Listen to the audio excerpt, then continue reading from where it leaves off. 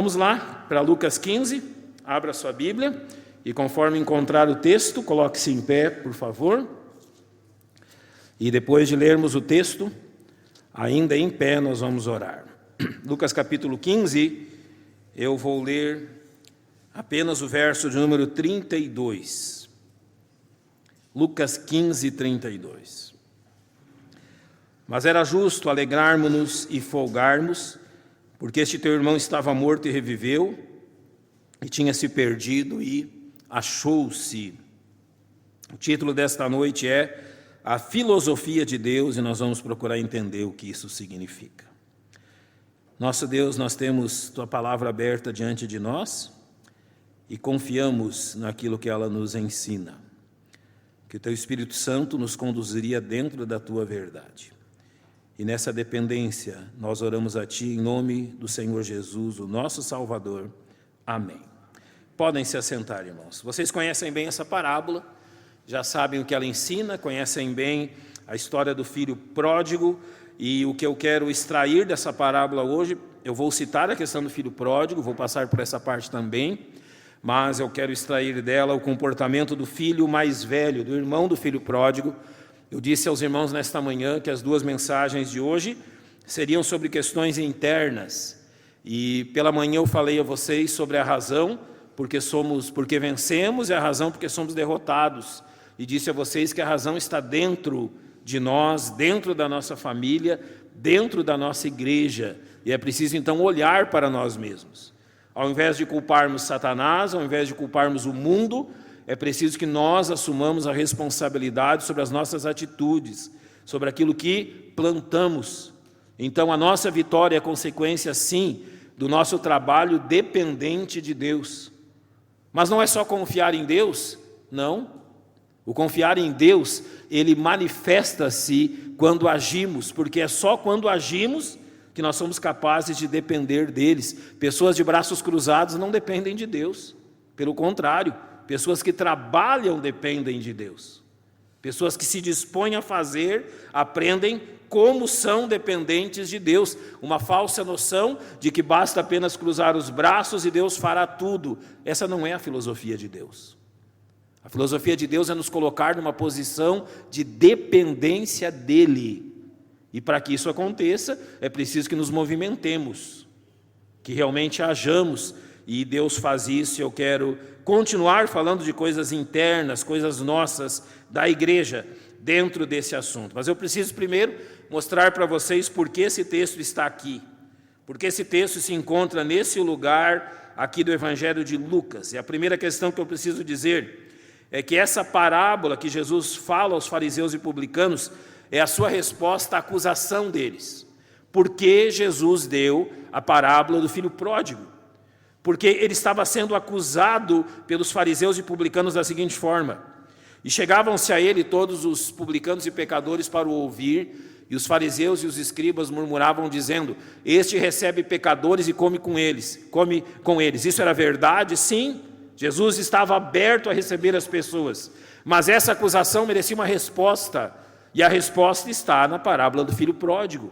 Jesus então responde a eles por que ele agia assim. Podemos dizer, porque essa era a filosofia de trabalho dele. Ou seja, a parábola do filho pródigo é uma ilustração da forma de Deus agir. Então, se você tomar todo o capítulo 15, você verá que Jesus não somente recebe pecadores, ele os recebe com a mesma alegria que o pastor de ovelhas encontra a sua ovelha desgarrada, que a dona de casa encontra a sua moeda perdida, a mesma alegria que o pai tem ao receber o seu filho de volta. Então é assim que ele explica a eles este ponto, por que ele estava agindo assim. Então, essas parábolas são uma grande demonstração que Jesus Cristo é Deus e que as atitudes dele eram as mesmas atitudes de Deus. Então fala-nos como Deus age. E é interessante isso, e eu quero me ater muito sobre esse ponto, que é importante ressaltar a forma como a parábola foi ouvida por aqueles ouvintes, os ouvintes primários, como nós chamamos. Aqueles homens que ouviram Jesus contar essa parábola, o que eles pensaram. E é interessante observar algo, tudo ali, menos a reação do filho mais velho causou escândalo para eles. Então, observe uma coisa: lhes causa escândalo a atitude do filho mais novo com seu pai, seu desprezo para com ele, que era punido pela morte, com a morte pela lei de Moisés. Os ouvintes, quando ouviram, eu quero que vocês se coloquem, imaginem Jesus contando a parábola para aqueles homens.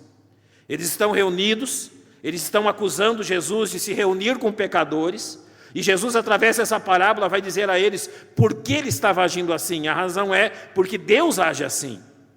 Então, quando ele começa a contar a parábola e fala do que o filho mais jovem fez, eles se escandalizaram com isso. Eles pensaram: como um filho pode fazer isso para um pai? Como ele pode demonstrar tal desprezo? Esse jovem merece a morte. Mas também lhes causou escândalo a aparente falta de atitude do pai para com seu filho rebelde. Quando Jesus chega na parte da história que o filho volta para casa e a forma que o pai recebe o filho, eles também se escandalizaram com isso. Como pode um pai receber um filho depois de tudo aquilo que o filho fez? Eles não conseguiam entender isso. Lhes causou escândalo a maneira incondicional que o pai recebeu seu filho, após toda a sua iniquidade, não só a falta de atitude, mas a maneira incondicional. Você não vê no texto nenhuma exigência sobre o filho pródigo. O pai o recebe de braços abertos após a transformação, o arrependimento dele, mas isso é escandaloso para aqueles homens. Como que você recebe um filho que viveu em tal iniquidade desse jeito? Depois eu vou mostrar o que eles esperavam que o pai fizesse e que o pai não fez. Mas note uma coisa: tudo isso causou escândalo para eles. Mas agora ouça: mas não lhes causa escândalo a reação do filho mais velho ao saber da atitude do pai. Para eles, a atitude daquele jovem era justificada. Eles se escandalizaram com o filho mais novo, eles se escandalizaram com a atitude do pai, eles se escandalizaram com a graça do pai, eu vou falar disso depois, mas eles não se escandalizaram com a atitude do filho mais velho. Sabe por quê? Porque eram eles. Era deles que Jesus estava falando. Quando Jesus fala do filho mais velho, é deles que Jesus fala. É como se Jesus falasse, ele não diz isso explicitamente, mas fica implícito: esses são vocês. Vocês que estão me acusando de comer com pecadores e publicanos, vocês são esse filho mais velho. É assim que vocês agem. E então Jesus usa disso para lhes ensinar questões importantes que devem ser ensinadas ao nosso coração também. Então eu vou trabalhar com o texto em 3 momentos. O primeiro momento, a partida do filho rebelde. O segundo momento, o regresso do filho arrependido. E a aplicação, a reação do filho maduro à ação do pai. E o objetivo de nós observarmos esses 3 momentos é nós entendermos a filosofia de Deus. O que é a filosofia nesse sentido? Não a filosofia, o amor pelo amigo, o amor pelo conhecimento, não isso, mas filosofia de Deus quer dizer por que Deus age assim como Ele age. Por que Deus tem uma conduta de comportamento muito visível nas Escrituras. E aprendendo sobre a conduta de Deus, eu devo também copiar essa conduta para com as outras pessoas. Esse é o nosso objetivo. Se ao final da mensagem você entender qual é a conduta de Deus, a sua responsabilidade é qual? Aplicar em você a conduta de Deus. Se você discordar ao final da mensagem da conduta de Deus, então é muito bom repensar aquilo que eu vou dizer no final. Primeiro momento, a partida de um filho rebelde, os versos 11 e 12 diz: um certo homem tinha 2 filhos, e o mais moço deles disse ao pai: Pai, dá-me a parte dos bens que me pertence. Tem mais coisas por trás disso do que você possa imaginar. Nós temos que entender o que significa isso. Pai, dá-me a parte dos bens que me pertence. E nós precisamos fazer isso olhando para o momento histórico, ou seja, vamos regredir 2000 anos e vamos olhar sobre o olhar daqueles homens de 2000 anos. Muita coisa vai se assemelhar a nós, mas vamos olhar com os olhos daquelas pessoas que viveram naquele tempo. Quando você dizia algo assim ao seu pai, pai, dá-me a parte dos bens que me pertence, você manifestava uma certa conduta, e a primeira delas é que você tratava o seu pai como um homem morto. O que ele estava pedindo? Ele estava pedindo a divisão dos bens do pai entre os filhos, mas essa divisão da terra, entre ele e o seu irmão no caso, se daria naturalmente após a morte do seu pai, mas ele fez isso com o pai ainda vivo. Um pai podia fazer a partilha de sua herança entre os seus filhos quando ele entendesse, porém a posse só seria dos filhos também após a morte do pai. Como o filho mais moço, ele tinha direito a apenas 1/3 do que o pai possuía. 2/3 eram do irmão mais velho. Quanto filho, talvez você pense assim, vamos dividir a herança, o pai dividiu ao meio, 50% para um, 50% para outro. Não foi isso que aconteceu. O filho mais moço recebeu 1/3, e o filho mais velho, que ficou em casa, recebeu 2/3. Por aí você vê a reclamação do filho mais velho, agrava mais ainda. Mas aquilo que ele fez colocava o seu pai como um homem morto, ou seja, ele exigiu aquilo que aconteceria apenas quando o pai morresse. Sabe o que ele estava dizendo para o pai dele? Você morreu para mim. Eu não estou interessado com a sua vida. Eu quero agora. Além disso, a segunda questão é que ele não se preocupou com a subsistência do seu pai. Além de pedir para o pai fazer a divisão dos bens, o jovem também pediu que ele transferisse a ele imediatamente o direito de se desfazer da propriedade. Ele queria converter a terra em dinheiro, vamos dizer assim, e isso levaria o seu pai a ser privado do sustento que aquela parte da terra lhe dava. A lei de Moisés determinava que a terra poderia ser vendida pelo filho que a recebeu por herança, mas sabe o que a lei determinava? Que o comprador só tomaria posse após a morte do patriarca daquela família, porque a terra devia servir para o sustento do pai enquanto estivesse vivo. Ele não só tratou o pai como um homem morto, mas ele não se preocupou em nenhum instante com o sustento do pai. Ele olhava apenas para si mesmo. E o mais grave, ele rompeu sua relação com o pai e com as suas origens. Assim que foi atendido o pedido dele, ele tratou de afastar-se para a terra longínqua. Afastou-se do seu pai, do seu irmão, da sua comunidade, daqueles que ele conhecia. Quando Jesus fez essa narrativa, ele estava contando algo, e ele colocou essa narrativa num nível tal de desrespeito, ou seja, aquilo que o filho mais jovem faz, é um nível tal de desrespeito que não havia nenhuma descrição disso nos escritos do Oriente Médio naquele tempo, e até mesmo até hoje. Nunca havia alguém descrito que um filho pudesse fazer algo parecido. Então sabe o que está descrito aqui quando o filho pródigo faz isso? Algo simplesmente inconcebível.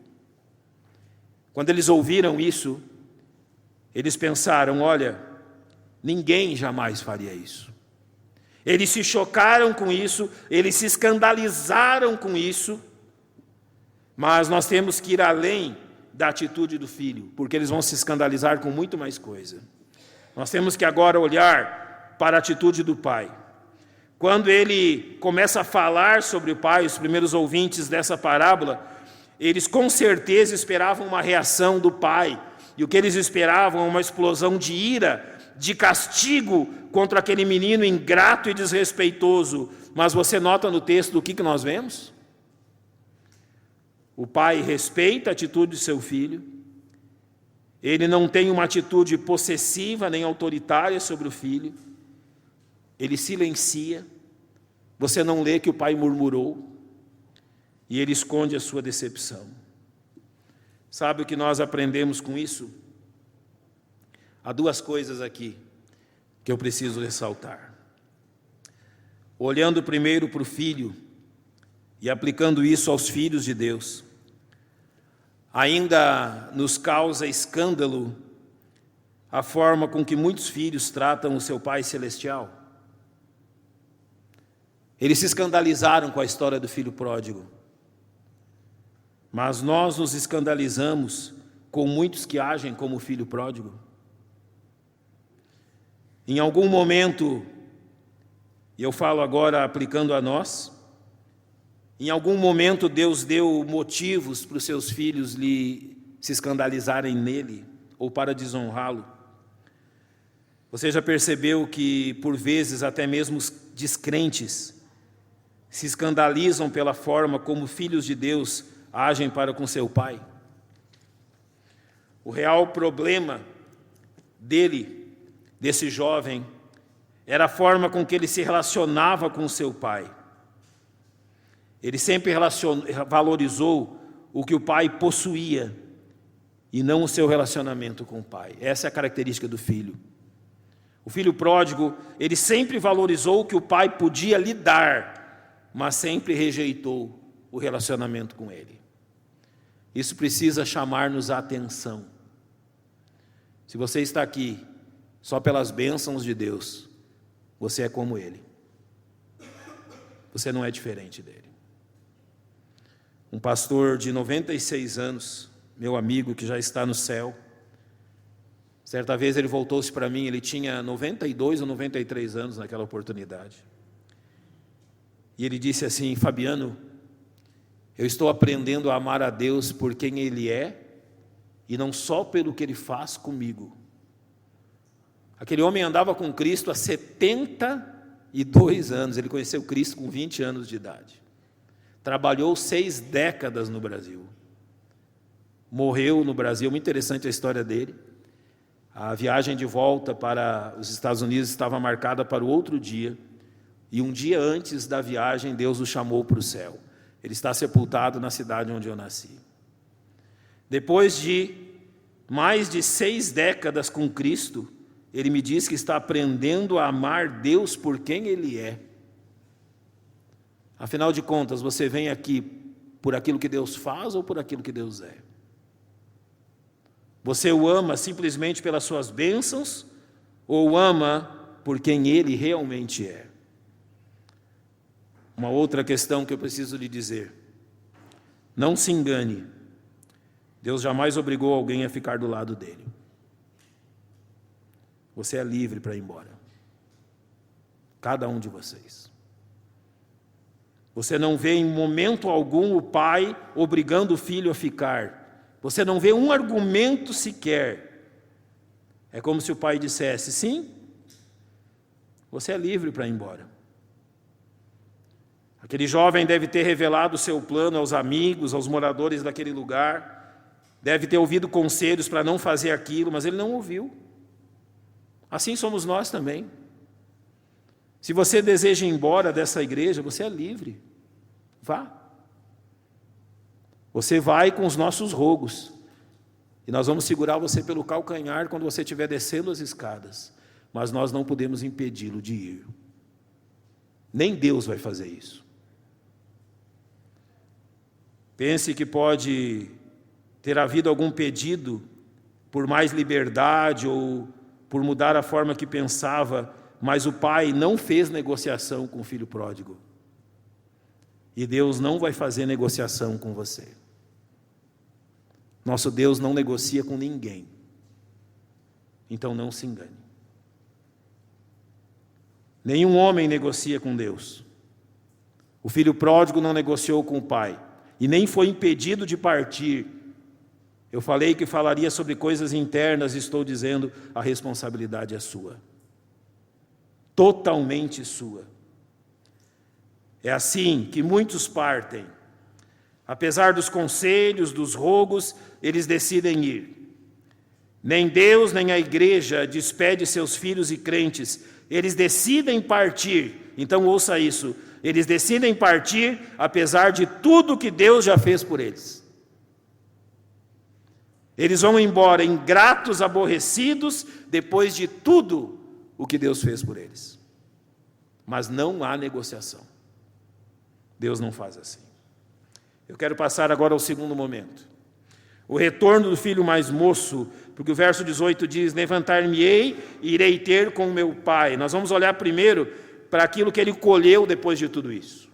Ele decidiu partir e ele partiu.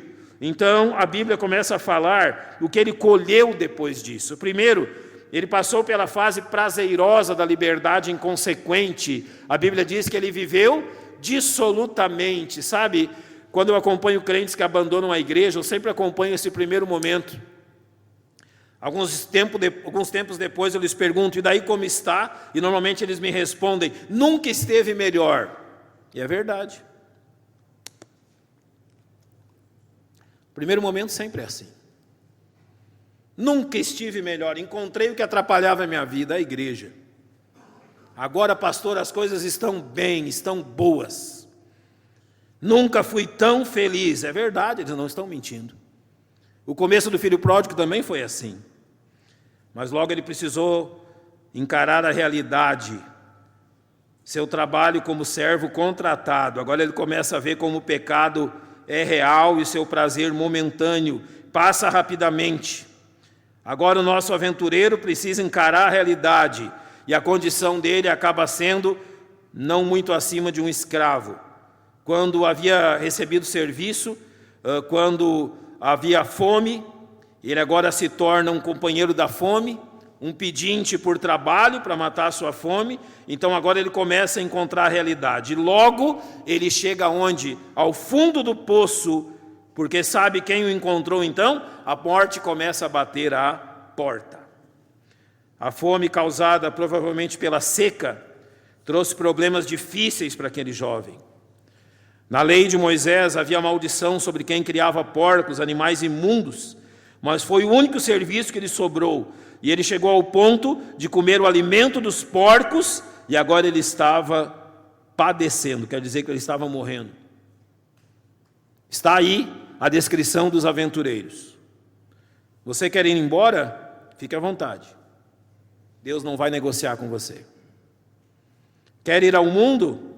Pois bem. Deus não vai lhe fazer propostas de aliviar o seu fardo, a sua carga. Deus não negocia com ninguém. O filho pródigo fez, e colheu as consequências. Mas graças a Deus, porque os versos 17 e 18 dizem, e tornando em si disse, quantos empregados de meu pai têm abundância de pão, e eu aqui pereço de fome? Levantar-me-ei e irei ter com meu pai. Mas agora eu quero chamar a atenção sua para 3 coisas aqui, de uma forma que talvez você ainda não tenha pensado. Ele diz, pequei contra o céu e perante ti, já não sou digno de ser chamado teu filho. Ele já vem com as desculpas ensaiadas. Sim, todo rebelde é assim. Ele ensaia as suas desculpas. Ele ensaia o seu discurso. Ele já vem com as consequências que ele mesmo escolhe. Já não sou digno de ser chamado teu filho. Ele acha que tem o direito de escolher as consequências do pecado dele. E ele já vem com a solução estabelecida. Faze-me como um dos teus empregados. É interessante como rebeldes são assim. Eles já vêm com a solução pronta, eles já vêm com as desculpas ensaiadas e com as consequências que eles mesmos escolhem. Mas preste atenção na atitude do pai, porque isso muito nos importa. O pai, quando vê seu filho ainda vindo longe, ele vai ao encontro desse jovem rebelde.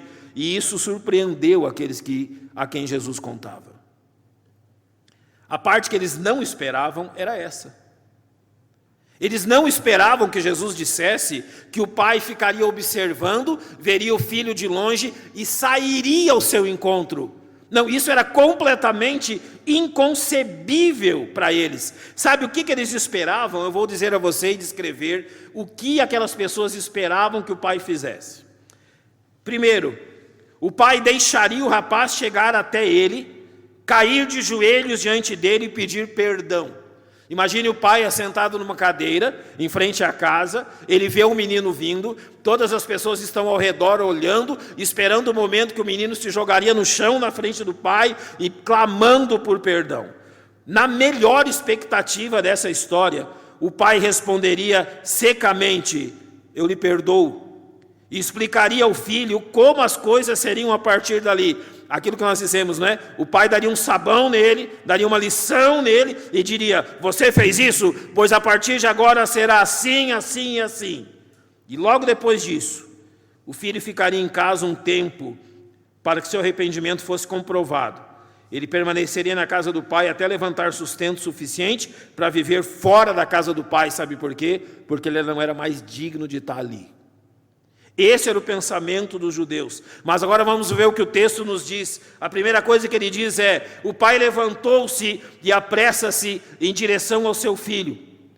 Possivelmente ele era um homem de idade e um homem de posição naquele lugar. Possivelmente ele teve que arregaçar suas vestes, deixando as suas pernas aparecerem de fora. Era algo vergonhoso naquele tempo.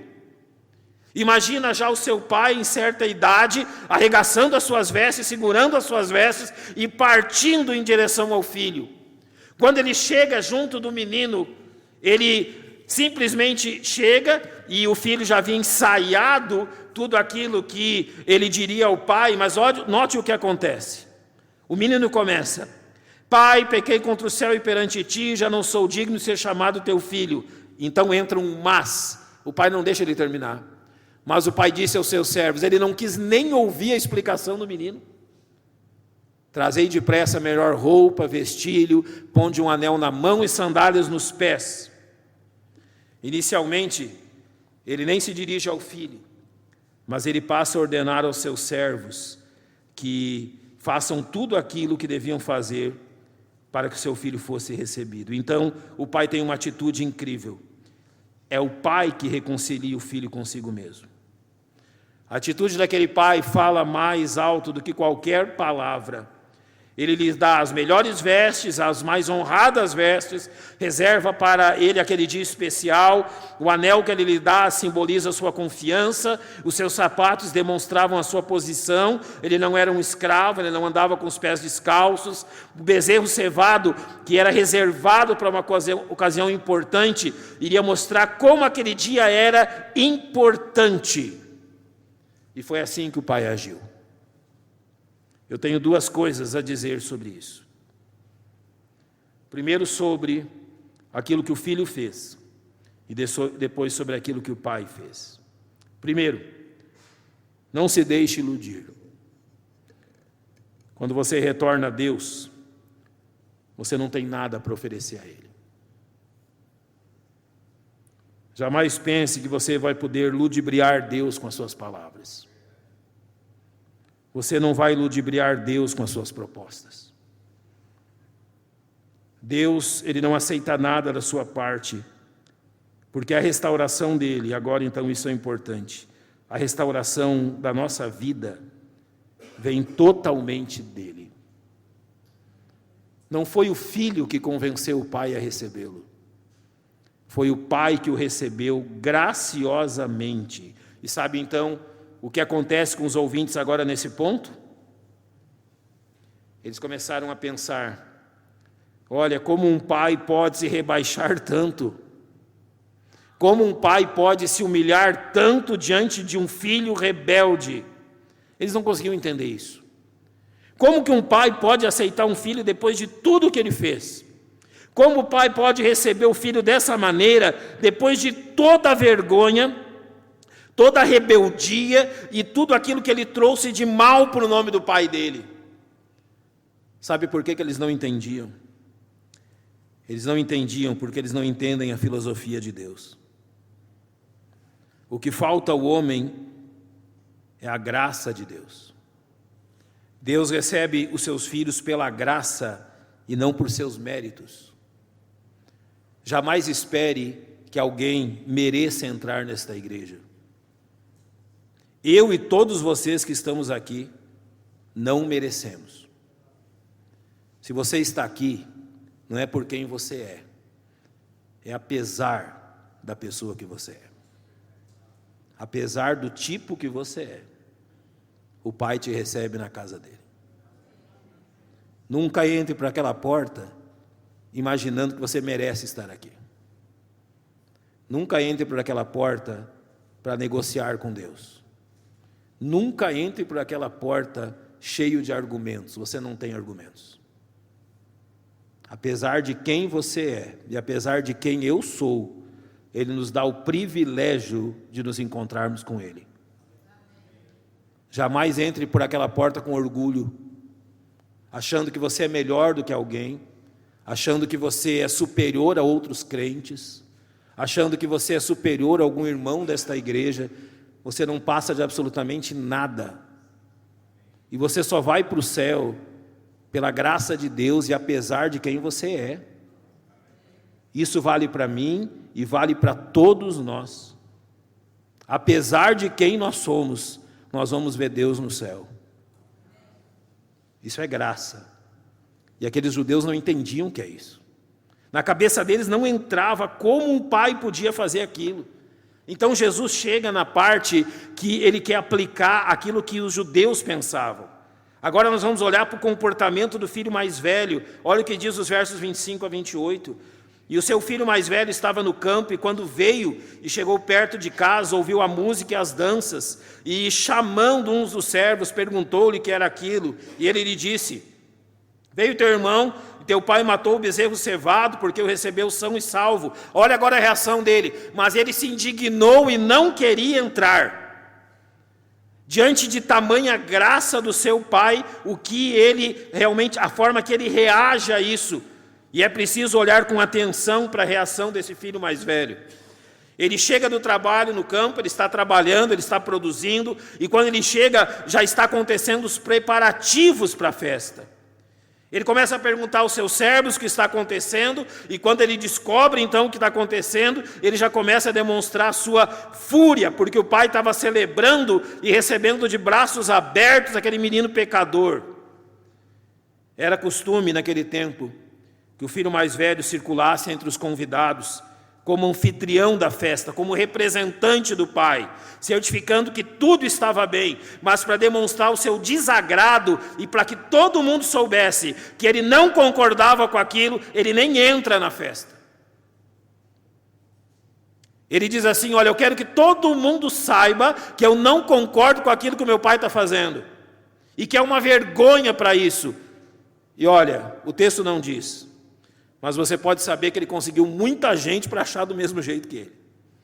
Muita gente para chegar e dizer: ele é isso mesmo, seu pai está passando vergonha em todos nós, olha que coisa ridícula que ele está fazendo. O seu irmão vem, depois de tudo aquilo que ele aprontou lá longe, e agora ele vem aqui para casa, achando o quê? Que ele é melhor que os outros? Isso mesmo, nem entre lá, realmente desonre o seu pai, mostre para eles que você está irado com isso. Ele se recusa a entrar na casa, ele não aceita participar da festa, e o clímax é: agora ele vai discutir com o pai em público. Ele vai bater boca com o pai em público. O pai não faz isso, mas ele procura. Então observe os detalhes daquilo que ele disse. Primeiro, ele não chama o pai de pai. Ele parece não dirigir-se ao seu pai, porque nem faz menção que ele é o pai dele. Ele fala: e o seu filho mais velho, estando no campo, veio então, e no verso 27, ou melhor, no verso 29, ele diz: e saindo seu pai, rogava-lhe que entrasse com ele, mas respondendo, ele disse ao seu pai: eis que te sirvo há tantos anos. Ele nem diz assim: pai, eis que te sirvo há tantos anos, não. Ele não chama o homem de pai. Ele até nega o parentesco com o filho mais jovem, porque também não chama o mais jovem de irmão. Agora o pai é este, o irmão é aquele. Ele não diz: pai, o meu irmão veio. Não, ele diz: o teu filho veio. É como se dissesse: eu não tenho nada contigo. Ele acusa o seu irmão de manchar o nome do pai por meio da sua vida desregrada e imoral. Ele argumenta que trabalhou para o seu pai como um escravo, comportando-se como um escravo e não como um filho. Ele começa a se vangloriar de jamais ter desobedecido às ordens do pai, apesar de ser exatamente isso que ele fazia naquele momento.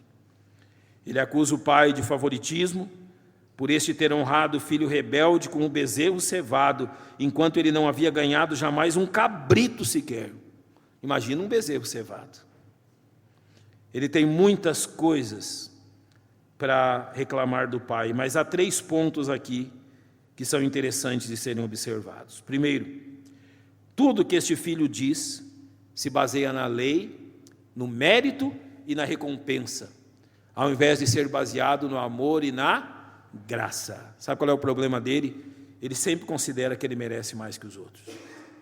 ele sempre considera que ele é melhor do que os outros. Ele deixa claro que não há diferença entre ele e o seu irmão rebelde. Ambos se interessavam apenas no que o pai possui. No final das contas, o filho rebelde e o filho mais velho não tem diferença. Eles são iguais. Apenas a diferença é que um teve a capacidade ou a disfarçatez de reconhecer isso, enquanto o outro encobriu. Mas o pecado de ambos inicia no mesmo ponto. Tanto o filho mais jovem quanto o filho mais velho jamais tiveram um relacionamento com seu pai. Jamais. Eles pareciam ter, mas não tinham. Então agora é importante olhar para a atitude do pai para entendermos a filosofia de Deus. Agora o pai novamente é golpeado. Ele foi primeiro golpeado pela aquilo que o filho mais novo fez. Agora ele é golpeado pela reação do filho mais velho. E ele age da mesma forma. Primeiro, ele busca a restauração e a comunhão com o filho. O relacionamento do filho mais velho com o pai é visível que também não é bom. E assim como o pai restaurou a comunhão com o filho mais moço, ele também agora busca restaurar a comunhão com o filho mais velho. Ele tem a mesma atitude com os dois. Segundo, ele não reage como alguém que foi ultrajado. Apesar de não ser chamado de pai, ele chama o jovem de filho. Ele demonstra que tudo que ele possui também é propriedade do seu filho. E ele reage com amor e ternura aos ataques de fúria do próprio filho. Ele não fez isso com o mais jovem? Pois agora ele mostra que está fazendo a mesma coisa com o mais velho. Ele demonstra a sua justiça quando no verso 32 é dito: mas era justo alegrarmos-nos e folgarmos-nos, porque este teu irmão estava morto e reviveu, tinha se perdido e achou-se. É como se o pai dissesse: eu apenas quero que você se alegre comigo. Eu apenas quero que você compartilhe da minha alegria, porque um filho meu estava morto e hoje ele retornou. É difícil isso? É difícil? É difícil você entender quanto que ele vale para mim? É difícil você entender como eu amo ele? Irmãos, quando Jesus contou essa história, os olhos daquelas pessoas se arregalaram, algumas de ódio. E é interessante nós agora observarmos, para terminarmos, como essa filosofia de Deus foi difícil para ser entendida por eles. A primeira coisa que você precisa prestar atenção é que aos olhos de Deus não há pessoas melhores ou piores, mas unicamente pecadores que precisam da graça dele. Quando você olha para todos nós aqui, você só vê um tipo de pessoa: pecadores. Não há ninguém aqui melhor ou pior do que os outros. Eu conheço o Senhor Jesus Cristo há 37 anos. Talvez alguns de vocês aqui o conhecem há 1 ano. Isso não me faz uma vírgula melhor do que você. Trabalho na obra do Senhor há 18 anos. Isso não me dá nenhum direito a mais do que você tem. Eu continuo o mesmo pecador que sempre fui. Não sou melhor que você, não sou mais capaz que você, não vivo mais perto de Deus que você, no sentido de receber mais do que você. Não. Todos nós somos unicamente pecadores necessitados da graça de Deus, e é isso que aqueles homens não entendiam. Então há 3 coisas importantes agora para terminarmos. Primeiro, quando você entende pela palavra de Deus a necessidade de se reaproximar do Pai Celestial. Essa é a primeira coisa. Quando você entende, como o filho pródigo entendeu, a necessidade de voltar ao Pai. A Bíblia e esse texto nos ensinam 3 coisas importantes. Primeiro, jamais elabore seus próprios métodos. Não é você que decide como se aproximar do Pai, é Ele que determina o modo. Jamais elabore o seu plano perfeito para voltar para junto de Deus. Toda a exigência parte dele e não de você. Segundo, não se justifique. Não ofereça ressarcimento, porque nem eu e você podemos pagar o preço. Não venha para Deus oferecendo um cheque calção. Não venha para Deus oferecendo algo que você possa dar. Não, nem eu nem você temos capacidade de pagar o preço da reconciliação. Jamais. Terceiro, entenda que esta aproximação depende única e exclusivamente da graça e misericórdia do Pai. Não há nenhum mérito em você, não há mérito algum, apenas e somente o verdadeiro arrependimento. É dessa forma que você volta para Ele. Só e apenas arrependido. Mais nada. Todo o resto vem da graça dEle. Você não pode oferecer absolutamente nada. E a única coisa que lhe resta é confiar na bondade dEle. Em segundo, quando você vê outros se aproximando do Pai, como nós temos que reagir segundo a parábola do filho pródigo, quando nós vemos irmãos em Cristo que foram ao mundo, que desgastaram as suas vidas, aquilo que Deus fez por eles no mundo, envergonharam o nome de Cristo. Você pode pensar, envergonharam o nome da igreja, envergonharam o nome do Evangelho e agora voltam para casa. Como nós o recebemos? Nós nos alegramos juntamente com Deus pelo retorno daqueles que partiram. Nós nos alegramos juntamente com Deus porque Deus se alegra. E quem somos nós para dizer que não? Nós também não nos recusamos a ser um instrumento de restauração na vida de outros. Se eu fosse lhe contar todas as histórias que eu me converti há 37 anos, mas estou na igreja há 44 anos, a mesma idade que tenho. Eu já vi coisas maravilhosas, mas eu já vi coisas muito, muito tristes. Nós temos que ser instrumentos para restaurar a vida de outros e não um empecilho para que sejam restaurados. Quem restaura é Deus e Ele, na sua graça, nos usa para isso. Então, jamais debata com o Pai sobre merecimento. Não é você que decide quem merece ou quem não merece estar na igreja. A igreja é de Deus e é Deus que decide. Todos que Deus chama são pecadores, então não há merecimento. Então, olha, jamais debata com Deus sobre isso. Jamais diga a Deus se este ou aquele merece ou não estar na casa dele. A casa é dele. E é Ele que convida quem Ele bem quer, com base nas ações que são dele, não nossas. Em terceiro, verifique se você é realmente alguém em comunhão com o Pai. Eu quero lhe fazer 3 perguntas. Primeira delas, por qual razão você serve a Deus nesse lugar? Por que você está aqui? Não precisa me responder, mas você sabe a resposta? Em segundo, o Pai é realmente o seu maior tesouro? É por causa do Pai que você está aqui?